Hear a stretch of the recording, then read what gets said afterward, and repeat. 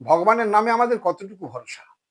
ভগবানের নামে হনুমান বিশল্যকরণী নিয়ে এসে, মৃত্যু সঞ্জীবনী নিয়ে এসে ভগবান রামচন্দ্রের পায়ের কাছে বসে বলছে, প্রভু তুমি আমাকে মৃত্যু সঞ্জীবনী আনতে পাঠাওনি, তুমি আমার অহংকার চূর্ণ করতে পাঠিয়েছো। আমার অহংকার ছিল আমি তোমার বড় ভক্ত, কিন্তু যখন সঞ্জীবনী নিয়ে আমি ফিরে আসি তখন ভরত আমাকে বান মেরে নিচে নামিয়েছিল। আমি মূর্ছা, আমি অজ্ঞান হয়ে গেছিলাম ভরতের বানে, এবং আমার সেই জ্ঞান ফেরানোর জন্য আমি অজ্ঞান হয়ে গিয়ে মুখে আমার তোমার নাম ছিল, এবং সেই নাম শুনে ভরত বুঝতে পারলো আমি তোমার ভক্ত।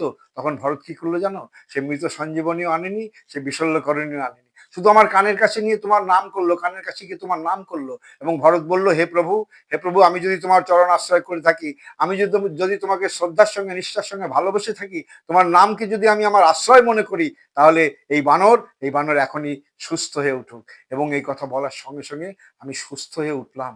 জানো, জানো প্রভু, ভরতের কত ভরসা তোমার নামের উপরে, কত বড় ভক্ত সে। কেন ভক্ত? শুধুমাত্র তোমার নামকে ভরসা করে, তাই। সুতরাং নামকে ভরসা করুন, নামকে আঁকড়ে ধরে রাখুন। হরে কৃষ্ণ, সবাই ভালো থাকবেন।